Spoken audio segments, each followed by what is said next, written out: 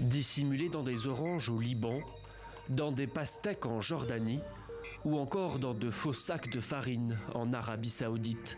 Cette petite pilule blanche, c'est le Captagon, une drogue de synthèse qui inonde la région du Moyen-Orient.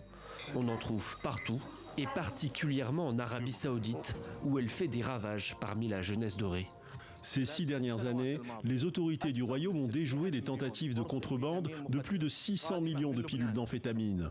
Aujourd'hui, le trafic du Captagon est estimé à plus de 5 milliards de dollars.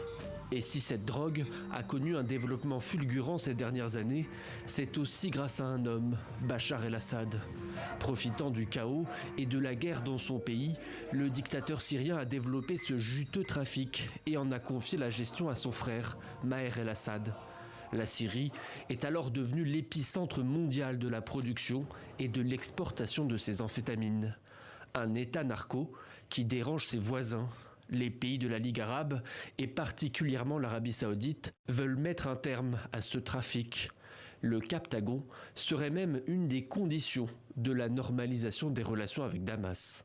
C'est une drogue récréative, mais qui fait des ravages au niveau des sociétés du Moyen-Orient. Et donc l'Arabie Saoudite considère que c'est un élément, effectivement, qui entre en ligne de compte pour la normalisation, entre guillemets. Et ça a fait l'objet très certainement de discussions étroites. On est dans une logique transactionnelle.